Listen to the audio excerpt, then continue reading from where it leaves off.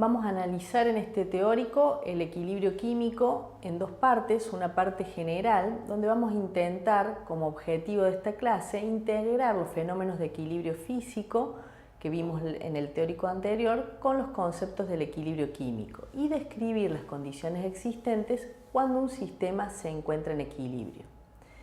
¿Cuáles son las características generales de un equilibrio físico? Habíamos visto en el teórico pasado que se trataba de equilibrios que eran reversibles, espontáneos, que eran dinámicos microscópicamente, pero que a nivel macroscópico se podían ver como estáticos y a su vez quedaban definidos por una presión de vapor que llegaba a ser una constante.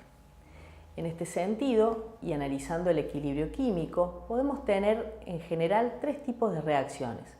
Una reacción donde un reactivo A se mezcla con un reactivo B y podríamos esperar indefinidamente en el tiempo sin lograr alcanzar ningún producto.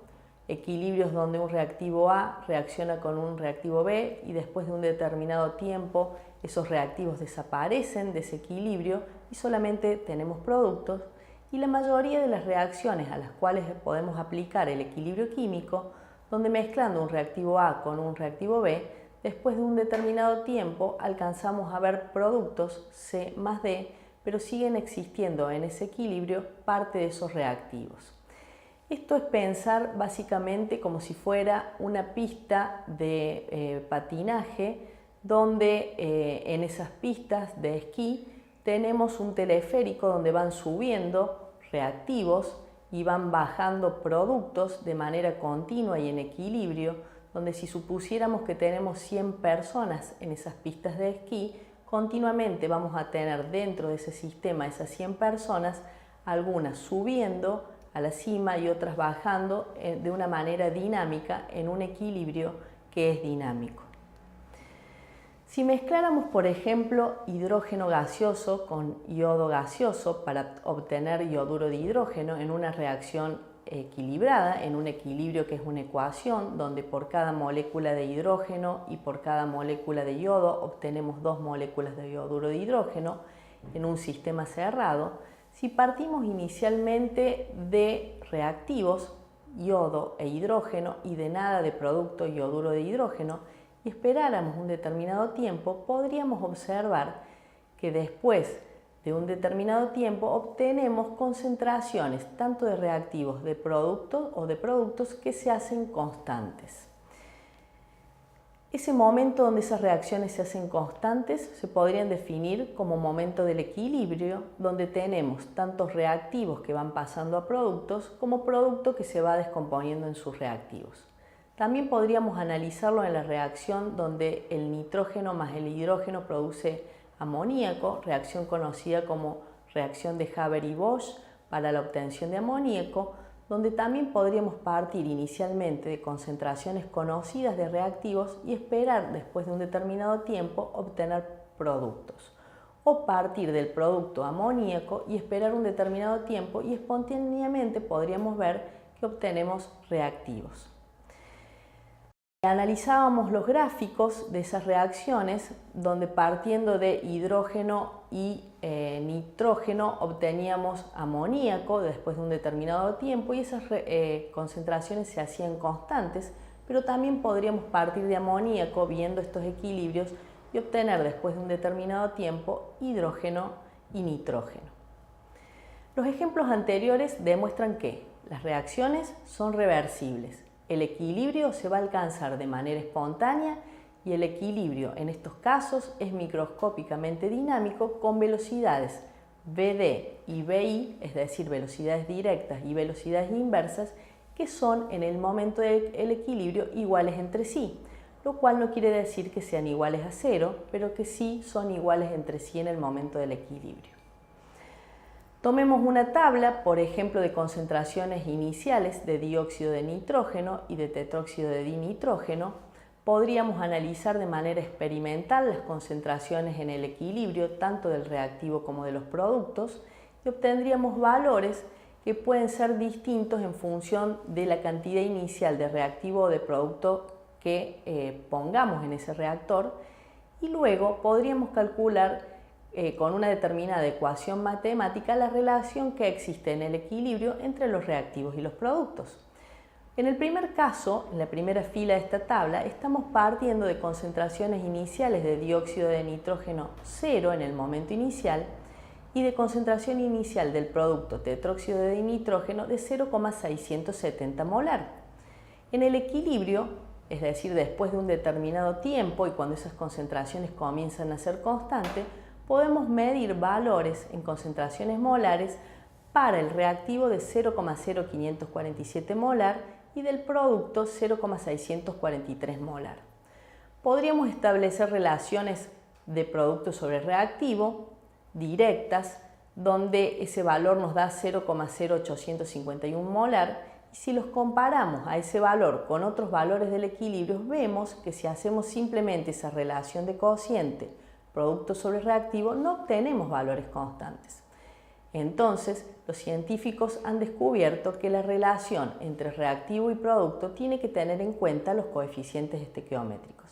Es así que la ecuación matemática que relaciona los productos con los reactivos en el momento del equilibrio queda definida como la concentración molar de los productos elevados a sus coeficientes estequiométricos sobre las concentraciones molares de los reactivos multiplicados entre sí si hubiera varios, también elevados a sus coeficientes estequiométricos.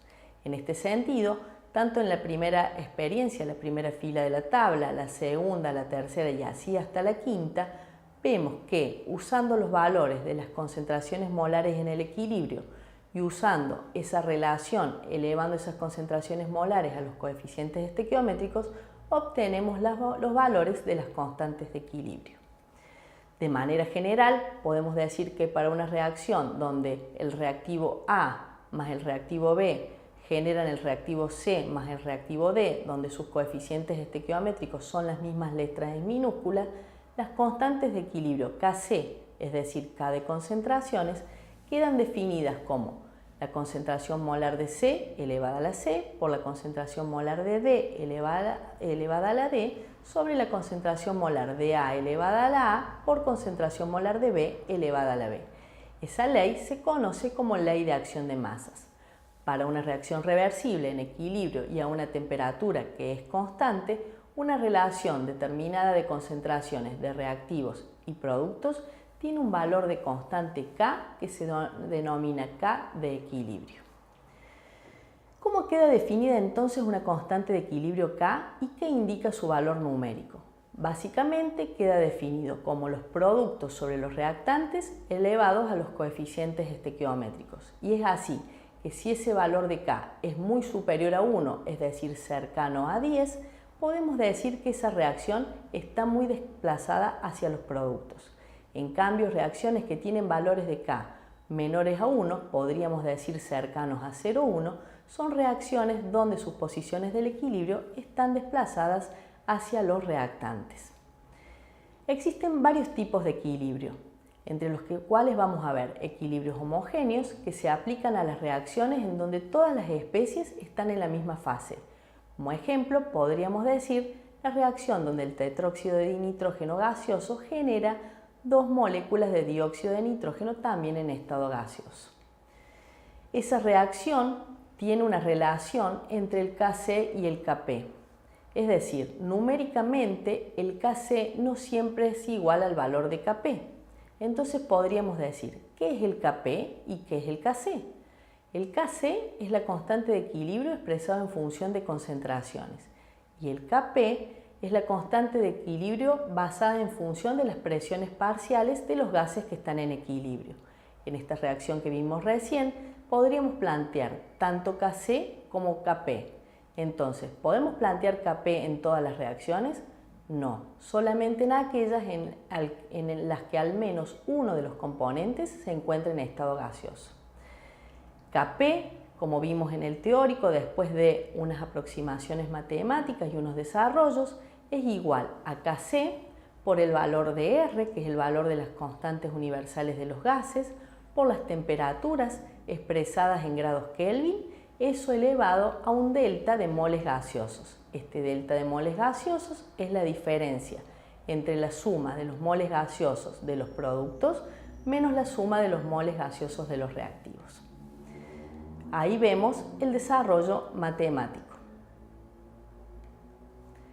Existen también equilibrios que son heterogéneos. Estos equilibrios comprenden productos y reactivos que se encuentran en varias fases, por ejemplo, en estado acuoso y en estado gaseoso, o en estado sólido, estado líquido, estado gaseoso y estado acuoso. Por ejemplo, el equilibrio donde el carbonato de calcio sólido genera óxido de calcio sólido y dióxido de carbono en estado gaseoso. En este caso, para expresar el valor de la constante Kc, solamente vamos a tener en cuenta los reactivos y los productos que se encuentren en estado gaseoso o en estado acuoso. Y en el caso del Kp, solamente van a intervenir en esa expresión matemática de la constante aquellos productos que estén en estado gaseoso. En este caso, va a quedar definida la Kp como la concentración parcial del dióxido de carbono sobre nada. La representación de Kc y la ecuación de equilibrio.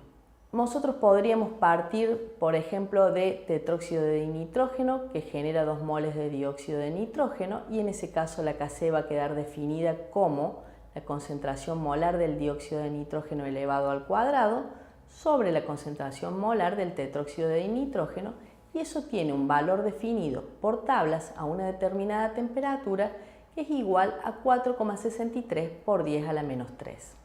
Si nosotros planteáramos la ecuación inversa, es decir, 2 moléculas de dióxido de nitrógeno que generan una molécula de tetróxido de nitrógeno, en este caso el valor de la constante se denomina K inversa y se calcula como 1 sobre la constante Kc directa. Resumiendo, las concentraciones en fase acuosa se van a expresar en moles por litro y en fase gaseosa en atmósfera, siempre medidas en el momento del equilibrio. También deberá quedar claro que Kp se relaciona con Kc por una ecuación simple que definimos hace unos instantes, donde Kp es igual a Kc por R por T elevada al delta de moles gaseoso. También debería quedar claro que los sólidos y los líquidos puros no deben intervenir en las expresiones matemáticas de las constantes, ni en Kc ni en Kp, y los valores de las constantes quedan definidas a una temperatura determinada. Siempre y cuando no se modifique la temperatura, no se modifican los valores de las constantes Kc y Kp. Una vez alcanzado el momento del equilibrio, podríamos aplicar el principio de Le Chatelier que vimos como principio de acción y reacción en el equilibrio físico, modificando, por ejemplo, en el momento del equilibrio, las concentraciones, las presiones o lo que es equivalente en los sistemas gaseosos, los volúmenes o la temperatura. Habíamos dicho que habíamos alcanzado el momento del equilibrio cuando las velocidades directas de generación de productos y las velocidades inversas de descomposición de esos productos en reactivo eran iguales entre sí. El principio de Le Chatelier básicamente era aplicar una tensión externa a un sistema en equilibrio, donde ese sistema va a ajustar nuevamente sus condiciones para volver a alcanzar nuevamente una nueva posición del equilibrio. Y habíamos dicho que existen infinitas posiciones del equilibrio para un mismo valor de constante, siempre y cuando no se modifique la temperatura. Si cambiamos las concentraciones, por ejemplo, en el caso de la reacción yodo más hidrógeno que da yoduro de hidrógeno, y aumentáramos luego del equilibrio la concentración molar del yoduro de hidrógeno, podríamos ver que ese equilibrio en principio se va a desplazar hacia reactantes para volver a alcanzar una nueva posición del equilibrio. Es decir, el sistema va a reaccionar tratando de descomponer ese exceso de producto que hemos generado en nuevas concentraciones de reactivo. Estos valores los podríamos definir expresando el valor de Q. Q tiene la misma expresión matemática de K, pero se llama Q porque no sabemos si son valores del equilibrio. Si calculamos Q para esta nueva situación, podríamos ver que tenemos un exceso de producto en relación a los reactivos y en consecuencia, para volver a alcanzar el mismo valor de K de equilibrio, esta reacción debería desplazar su posición del equilibrio hacia reactivos. Si cambiamos la presión o el volumen, en el caso de la reacción yodo más hidrógeno que da yoduro de hidrógeno, donde tenemos 2 moles gaseosos de producto y 2 moles gaseosos de reactivos, En este caso, el sistema no podría reaccionar de ninguna manera para tratar de contrarrestar ese aumento de la presión. Pero observemos ahora otra reacción, por ejemplo, donde etano más hidrógeno genera eteno. En este caso, como tenemos del lado de los productos un mol gaseoso y del lado de reactivos 2 moles gaseosos, en el caso de un aumento de la presión, este sistema tenderá a trasladarse hacia donde tenga menor presión, es decir, hacia el lado de los productos. En el caso de que cambiemos la temperatura del sistema, este cambio o esta presión externa sí modifica los valores de las constantes de equilibrio, tanto Kc como Kp en el caso que correspondiera, de tal manera que aquí deberíamos analizar si la reacción es endotérmica o exotérmica. Para una reacción endotérmica, una disminución de la temperatura desplaza la posición del equilibrio hacia los reactantes y disminuye el valor de las constantes, cada equilibrio. En el caso de un aumento de la temperatura en una reacción endotérmica, desplazará la posición del equilibrio hacia los productos y aumentará el valor de las constantes de equilibrio. En el próximo teórico, el desafío va a ser, ante una reacción determinada, razonar qué sucederá ante cambios de posiciones de equilibrio y en los valores de las constantes y calcular estos valores nuevos con las nuevas posiciones del equilibrio.